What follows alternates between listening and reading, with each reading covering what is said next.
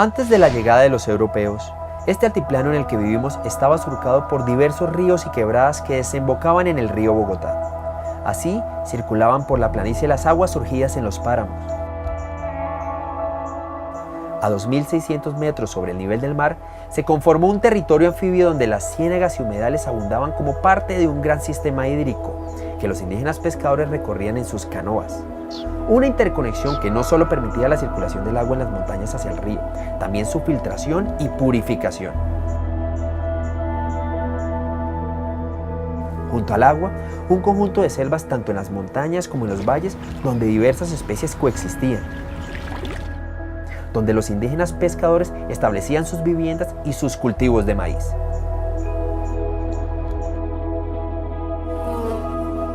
En un país como este, que está lleno de montañas, la existencia de humedales en cualquier nivel altitudinal, desde la parte más alta de las montañas hasta la más baja, está determinada por la dinámica y la conexión que hay entre esos lugares altos y los lugares bajos, que es lo que conocemos, digamos, desde niños como el ciclo hidrológico,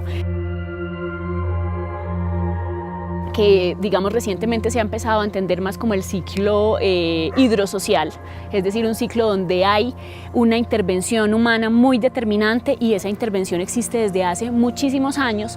Cada vez ha tenido mayor número de interrupciones en el proceso.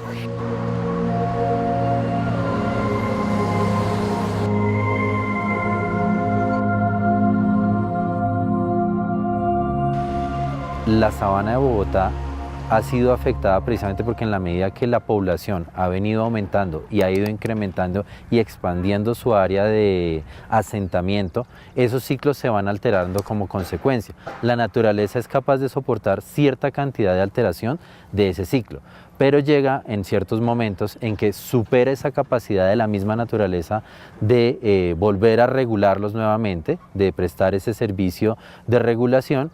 Y cuando eso sucede, ahí es donde toca iniciar acciones para permitir que por lo menos el impacto que estamos nosotros causándole al entorno se minimice, se disminuya y los ciclos naturales puedan seguir su curso normal y brindarnos el mismo servicio que han prestado durante millones de años a la naturaleza. Colombia, por ser un país de humedales, debería ser entendido como un territorio anfibio, que unas veces está seco y unas veces está inundado y que esa condición es muy beneficiosa para el país y debería ser, digamos, el centro de nuestro desarrollo y de nuestra conservación y de cualquier iniciativa que se tome a nivel nacional.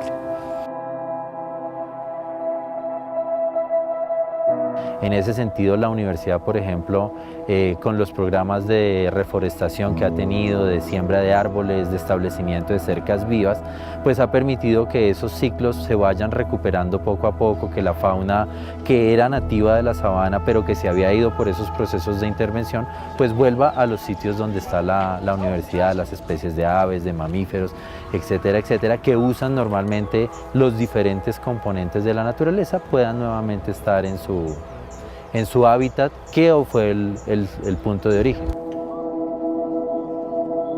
Es por eso que la universidad decide hacer su proyecto de reuso de aguas residuales tratadas. ¿Qué hemos ganado con eso? Pues hemos ganado una disminución en el consumo de agua potable de más del 60%, disminución en los costos de facturación del 60% también y una disminución en disposición de nuestras aguas residuales del 80%.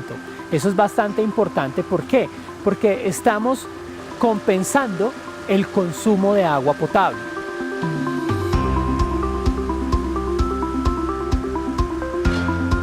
Estudiantes, buenos días, bienvenidos aquí a la planta de tratamiento de la universidad. El día de hoy es que aprendamos un poco de todo lo que realizamos frente al tratamiento de aguas residuales en la universidad. Vamos a ver acá que tenemos diferentes muestras de agua. Estas aguas son los diferentes estados de la degradación de todos los contaminantes que vienen con el agua.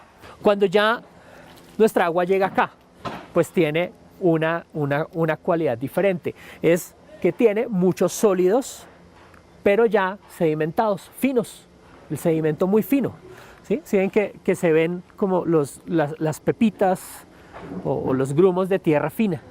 Entonces ya esto es otro problema porque tenemos que separarlos, pero también esta agua adentro tiene muchísima carga orgánica, entonces hay que degradar esa carga orgánica y procurar que se produzca mucho más oxígeno para la fermentación del agua y la depuración de la materia orgánica, que eso se hace en la parte del tratamiento biológico, que lo vamos a ver más adelante. ¿Por qué es importante para la universidad dar un buen uso a sus aguas residuales? Primero porque la universidad está ubicada en una zona que es ambientalmente sensible, entonces estamos dentro de la zona de influencia de la reserva forestal, somos vecinos al humedal de Guaymaral y el sector donde está ubicada la universidad no cuenta con alcantarillado.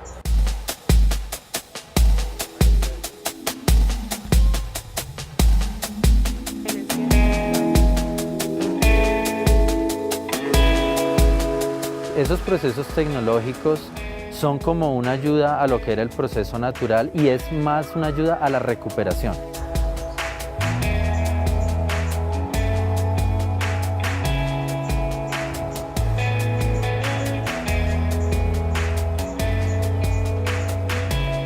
Antes de que los paisajes del altiplano cambiaran, la vegetación nativa permitió que los venados fueran la fuente de proteína más importante de los indígenas por mucho tiempo.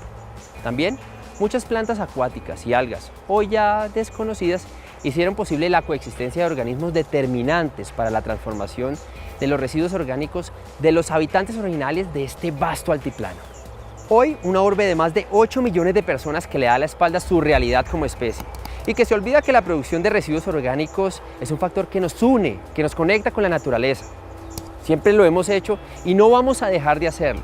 Pero si seguimos desconociéndolo o negándolo, es seguir contaminando las aguas y el planeta entero.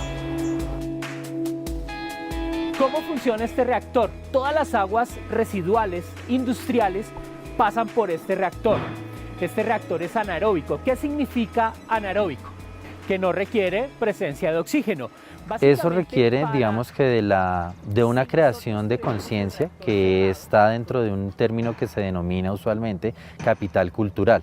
Y es cómo ese capital cultural nos hace entender el entorno en el que usualmente nos desenvolvemos, en el que estamos, y cómo entendemos precisamente que ese entorno nos está brindando a nosotros ciertos servicios, ciertas comodidades que en muchos de los casos son intangibles, es decir, no las vemos de manera directa, sino de manera indirecta. Cuando ya hemos seguido el tratamiento, pues la cantidad de esos sedimentos finos empiezan a decantar y el espejo de agua aclara, ¿cierto? Tenemos un sistema de interconexión que es el que lleva todas las aguas residuales que se producen en el campus, las trae aquí a la planta de tratamiento.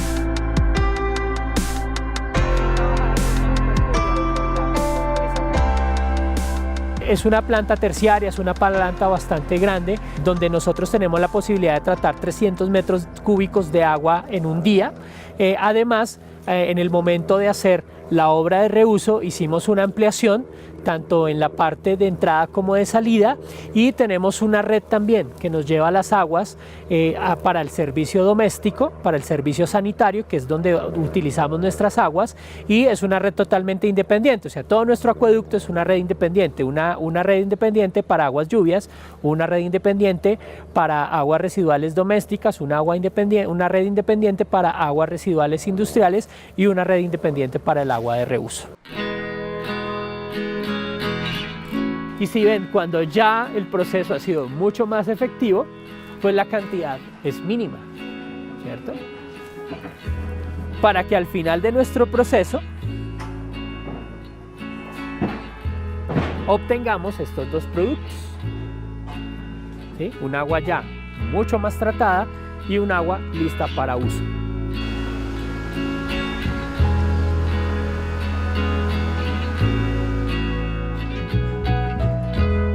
Nosotros, para la utilización del agua que tenemos, debemos ser conscientes que debemos garantizar la calidad permanente del agua. ¿Qué nos implica a nosotros? Nos implica hacer un trabajo de laboratorio constante, un trabajo de monitoreo constante. Dentro de esas constantes y con nuestros ajustes en la operación, determinamos que en el área de veterinaria, que es donde salen de las aguas mucho más cargadas, más contaminadas, tenemos una demanda biológica de oxígeno de entre 1.200 y 1.400 miligramos litro. Es un agua pues bastante fuerte, bastante contaminada. Con los primeros tratamientos primarios hemos disminuido a 800 miligramos litro y ya nuestra salida, nuestra agua final, el agua que damos a servicio, oscila entre los 50 y los 80 miligramos litro. ¿Qué quiero decir? Quiero decir que tenemos un porcentaje de retención superior al 90%. Para un tratamiento convencional estamos cumpliendo, estamos mucho más arriba de lo que nos pide la ley, mucho más arriba de lo que pues, normalmente debe tener un tratamiento convencional.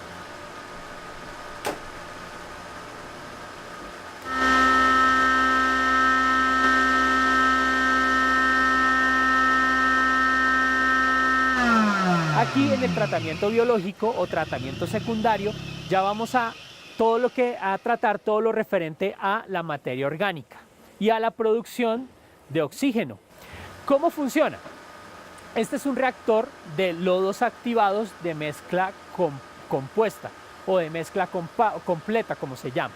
Básicamente, ¿qué hace? Este motor inyecta aire. Al momento de inyectar aire, si pudiéramos ver por debajo, hay unos difusores. Difusores son unos discos por los cuales sale el aire y empieza a burbujear el agua. Entonces, en el momento en que se inyecta el aire, aumenta la temperatura del agua y las bacterias presentes en el manto de lodos van a realizar su proceso de consumir la materia orgánica, aceleran el metabolismo y consumen mucho más materia orgánica rápidamente. Se libera CO2, se libera metano y se libera ácido sulfídrico, por eso el agua huele mal. Nosotros básicamente estamos en 10 a la menos 4, o sea, 0,00001. Entonces eso nos dice que son mínimos esa concentración de bacterias como Salmonella, E. coli, que son virus y bacterias presentes en desperdicios o heces humanas o animales.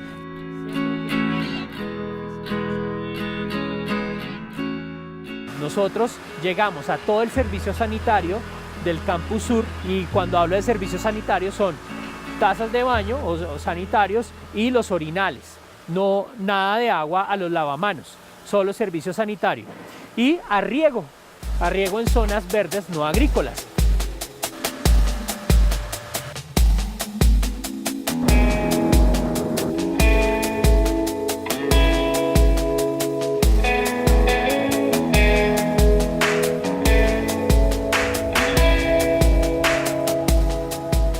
¿Qué es importante para nosotros con este uso del agua? No solo la utilizamos para los baños, también tenemos varios proyectos, uno de ellos es el de biorremedación, que es donde nosotros aprovechamos todas las excretas de los animales y lo volvemos abono, junto con los lodos de la planta. Entonces hacemos ese proceso de biorremedación para recuperación de suelos. Todos esos lodos, esas excretas, se riegan con agua de la planta. ¿Por qué? Porque es agua con alto contenido de material orgánico. Cuando tenemos ese alto contenido de material orgánico, pues la degradación es mucho mejor y la recuperación de los suelos es bastante amplia.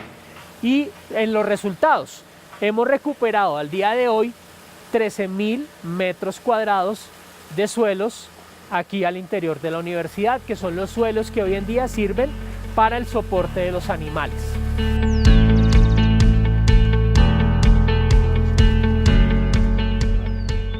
Cada nuevo ciclo de los seres vivos marca a la vez un inicio y un final.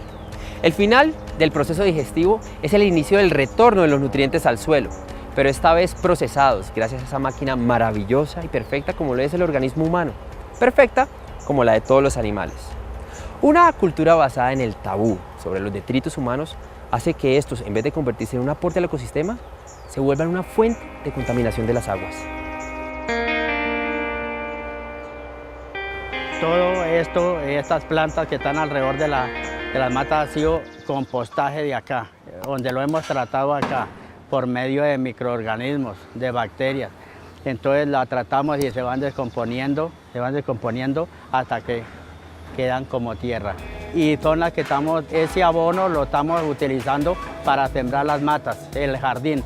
Todos los jardines que ven a su alrededor los estamos tratando exactamente con ese abono. Cuando nosotros implementamos tecnologías particulares para ayudarle a la naturaleza, eso tiene unos costos económicos en los cuales debemos incurrir para poder implementar esas tecnologías. En el caso particular del proyecto de reuso, que ahora es un programa permanente dentro de la universidad, implicó una inversión económica inicial de 311 millones de pesos. Entonces la inversión que se hizo, esos 311 millones, estaban planteados para recuperarse en 5 meses y medio. Debido precisamente a esos costos tan elevados que nosotros teníamos, recuperamos esa inversión en 4 meses y medio. A partir de ahí en adelante es una ganancia económica en la cual ese dinero que ya no estamos gastando en la termodestrucción y en la disposición del agua residual por estarla reusando, nos permite designarlos o llevarlos a otra serie de tecnologías para poder seguir ayudando a la naturaleza en esa recuperación de esos servicios ecosistémicos debido al impacto que le causamos.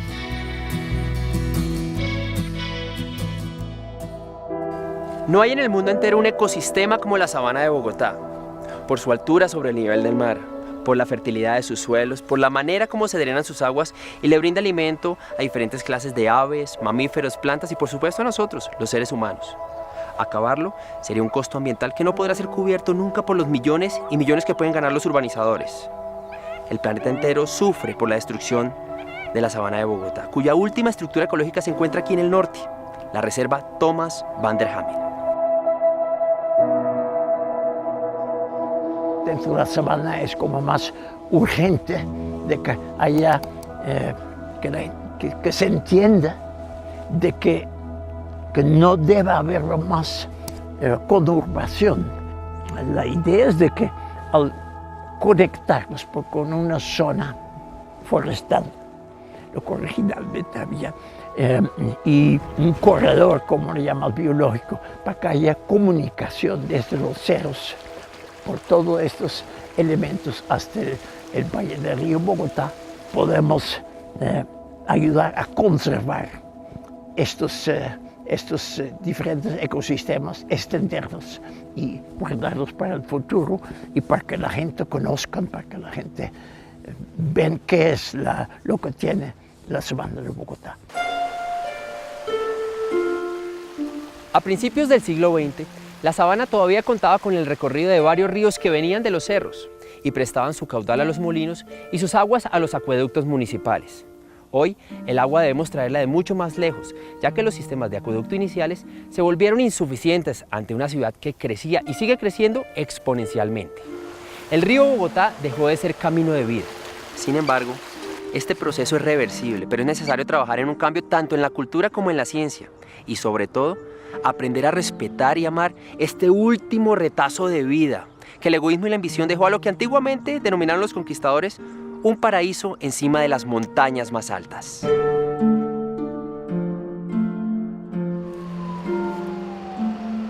Lo que se hace evidente es que la planificación de la ciudad no tuvo en cuenta la condición anfibia del territorio. Y cuando se tuvo en cuenta fue para intentar excluir esa condición. Es decir, si la parte plana de Bogotá se inundaba, entonces se construyeron las obras necesarias para que no se siguiera inundando. En un lugar como Bogotá hubiera sido, digamos, estratégico que no se hubieran eliminado la gran cantidad de cuerpos de agua que existían naturalmente en la planicie. Habíamos hablado al principio que aquí en la universidad se consumen entre 40 y 50 mil litros de agua, ¿cierto? Si son 50 mil litros, a nosotros efectivos nos llegan 40 mil. Entonces, de esos 40 mil, nosotros aprovechamos entre 30 y 35 mil litros, que son todos los que suministramos afuera del campus. Los problemas y las soluciones ambientales van en doble vía, desde una vía grande o una vía general que es la política pública, pero también desde el individuo. Si el individuo no se compromete y no pone su granito de arena, pues todo lo que se proponga como política pública no va a funcionar. Pero también desde las políticas públicas es importante la divulgación. Entonces, al no haber la suficiente divulgación, pues todos vamos a seguir contaminando nuestros recursos y como tal va a llegar algún momento en que la demanda va a ser superior a la oferta y vamos a quedarnos con nuestro recurso totalmente agotado. La idea es precisamente cómo podemos llevar eso a que la presión social del cambio lleve a generar una política pública que nos implique tratar completamente el agua en todas partes. Obviamente hay pequeñas acciones que se pueden ejercer, por ejemplo, en la casa de uno, el ahorro. Evitar tomar duchas largas. Al momento de hacer el lavado de la ropa, esa agua se recoge y con esa misma se lava la casa. Mi compromiso, digamos, a nivel del hogar, pues tenemos un sistema de recirculación que capta las aguas lluvias del tejado y las distribuye en un tanque de almacenamiento. Eso se usa para los baños y se usa también para, digamos, los primeros ciclos del lavado de la lavadora. Esto que estamos haciendo nosotros aquí le estamos mostrando a todos los estudiantes para que tomen conciencia en los baños, en los sanitarios, en la ducha, no gastar el agua, no desperdiciarla.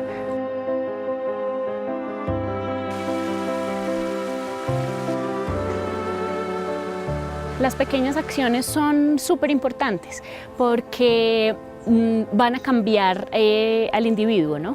Desde ese individuo que cambie las prácticas de su familia, las prácticas de su escuela, las prácticas de su empresa, pueden surgir decisiones de mayor impacto en quienes luego van a tener las riendas de la planificación, por ejemplo. Se necesita información clara, coherente sobre el tema que va a tratar la política pública. Debe ser enfocada y debe ser objetiva para que se trate realmente el tema del agua. De tal forma de que todos los que hacemos parte de la implementación de la política pública, nosotros como ingenieros geógrafos y ambientales, podamos ser parte de la política, podamos implementarla y podamos llevarla a cabo y establecerla de una manera consecuente y efectiva en el medio que habitamos. Gestionar y estructurar, digamos, medidas para llevar acueductos y alcantarillados de buena calidad a los municipios y poblaciones que no los tienen. Mucho de lo que nosotros hacemos tiene una razón de ser y está sentado en muchas políticas a nivel de Naciones Unidas que plantean que las universidades somos unos centros importantes en términos de la modificación de ese capital cultural. En la medida que nosotros logramos asumir esa responsabilidad y generamos el impacto, se genera más masa crítica en la sociedad para que esos cambios se implementen mucho más rápido a nivel general.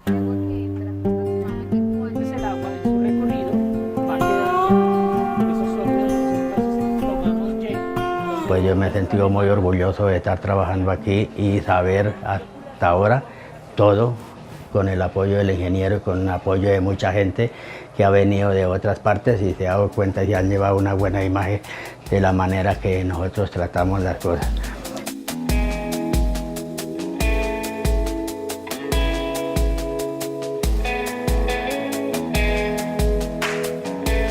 La universidad a lo largo de muchos años ha hecho ha ejercido una acción dentro de su propio territorio, inicialmente tratando de formular o de obtener las líneas bases ambientales de lo que hay en el territorio.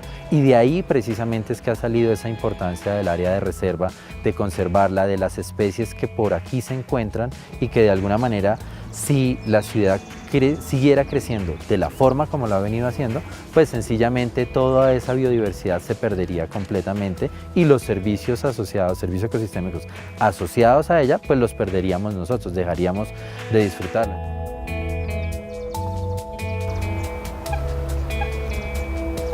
Que todo el mundo tenga conciencia de qué es el agua potable, de qué es la diversidad de la tierra, qué es, a dónde tenemos que llegar. No tirar un papelito, buscar dónde acomodarlo, porque eso nos está ocasionando problemas y siempre lo hemos tenido. Y si no le ponemos remedio con leyes, con que el gobierno nos ponga un poquito más de atención, que tengamos alcantarillados acá, que tengamos el acueducto necesario, todo, creo que no hubiera necesidad. Pero nos ha parecido como factible y lindo porque Esto es mostrarle a la gente, mostrarle a ustedes mismos, mostrarle a los estudiantes, a mostrarle a los altos, nuestros jefes, que sí podemos salir adelante, que sí la universidad puede cumplir con muchas cosas más. Es el mantenimiento de todo el conjunto completo lo que de alguna manera recalca la importancia que la universidad ha querido a lo largo del tiempo y que ha llevado con su compromiso con el ambiente, precisamente en generar las acciones necesarias para que esa biodiversidad se pueda mantener y que lo que otrora era, sigamos pudiéndolo disfrutar de otra manera. Dicen que Dios escribió 2 libros, la Biblia y la naturaleza. El segundo hasta ahora está siendo leído con el cuidado y la atención que se merece. Leer las claves de la sabana, ver la manera como nuestra acción puede realizarse sin afectarla, aprovechar nuestras capacidades para aportarle al ecosistema y no estar pensando siempre en cómo sacarle ganancia. ¿Cuánto vale un río? ¿Cuánto vale el aire que respiramos? ¿Cuánto vale verdaderamente una especie animal o vegetal? Por más millones que se han invertido, no se ha podido crear agua artificial, ni la máquina más impresionante del mundo ha podido replicar la armonía y la belleza de la vida. Los que nos encontramos en la sabana más alta del planeta, la amamos porque este es nuestro hogar y trabajamos constantemente para cuidarla y entenderla.